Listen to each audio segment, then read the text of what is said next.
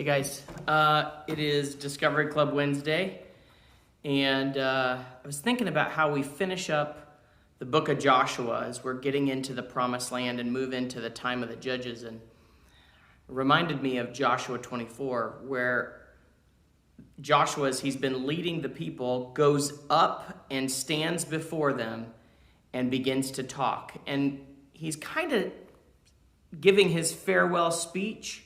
You may remember when we talked about the Shema, love the Lord your God with all your heart, with all your soul, with all your mind, with all your strength, and love your neighbor as yourself.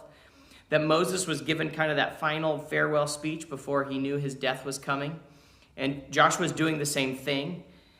And he decides to remind them of what God has done and then invite them to do something because of it. I think it's pretty good. So I kind of imagine, I came into the sanctuary and I thought, what if it looked like this? You know, Joshua comes up and he stands before the crowd and he's very leadery and ready to share everything that they need to know as he prepares to end his time as their leader.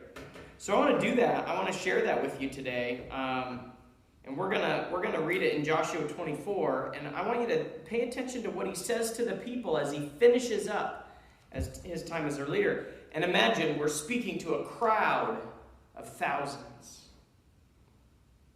And this is what he said. This is what God, the God of Israel, says.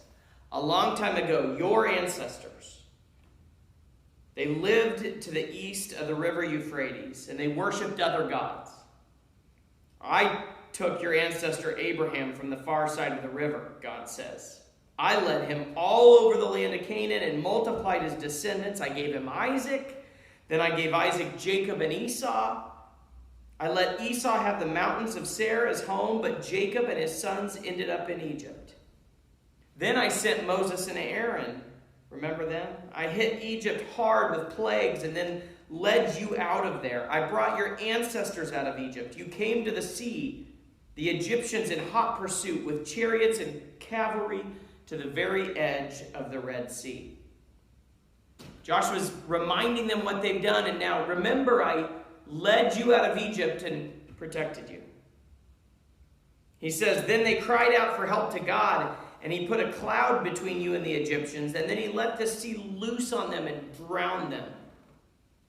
You watched the whole thing with your own eyes, what I did to Egypt, and then you lived in the wilderness for a long time. I brought you to the country of the Amorites who lived east of the Jordan, and they fought you. But I fought for you, and you took their land.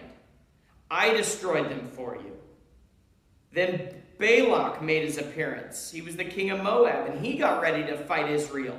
And he sent for Balaam to come and to curse you, but I wouldn't listen to Balaam. He ended up blessing you instead of cursing you. I saved you from them. Again, God is speaking through Joshua. You then crossed the Jordan and came to Jericho, and the Jericho leaders ganged up on you. And not just them, but the Amorites, the Perizzites, the Canaanites, the Hittites, the Girgashites, the Hivites, the Jebusites, and I turned all of them over to you. I sent the hornet ahead of you. It drove out the two Amorite kings and did your work for you. You didn't have to do a thing, not so much as raise one finger. I handed you land for which you did not work, towns you did not build, and here you are living in them and eating from the vineyards and olive groves that you did not plant. So now, fear God. Worship him in total commitment. Get rid of the gods your ancestors worshipped on the far side of the river and in Egypt. You worship God. Now, if you decide that it's a bad thing to worship God, then choose a God, whoever you want to serve, and do it today. Choose one of the gods of the ancestors or one of the gods of the foreigners.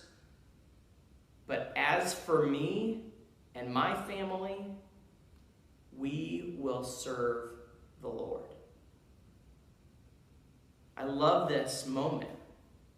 I love how Joshua is speaking. He's telling all the people, Remember what God has done for you. He brought Abraham, and then he gave him his descendants and was with each one of them. And then he led us out of Egypt with Moses and Aaron. And then he saved us from the Egyptians as they chased. And then he fought all these people for you, and you didn't really have to do anything. I love this because Joshua reminds them of what God has done for them. And then he says, here's what you need to do for God. Fear God. Now, that doesn't mean be afraid of God in the way that we think of fear, like I'm scared of a scary movie. It means trust God, love God, be God's, be his people. So he says, fear God. He says, you get to choose. God's done this for you. You can choose who you want to serve. Do you want the fake gods from all these other places? Whoever it is, he says, choose today who you will serve. In my house, my whole life, we've had this verse on the wall somewhere. And the verse is the tail end of that, where he says, as for me and my house, we will serve the Lord. Joshua says, we're choosing God. He's done all this for us. I don't care what all the other gods supposedly can do. We're going to choose the Lord, Yahweh, the God who is. This is really important because God's people have a problem continuing to serve him. They're not very good at living up to their end of the covenant that they made with God. I'm really not that great at it either. So I'm sure thankful that God is patient and forgiving when I struggle with it. But you know, with everything we've got going on, it's a great day to stop and think about what God has done for us. It's scary right now, and life is different than usual. But what has God done for us so far? He's done enough that I think I can say with confidence that today I choose to love God, to serve God, and to be his.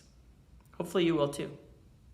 I'm excited that starting next week, we're going to get into the book of Judges, and we're going to learn about some of the people God used to lead in that book.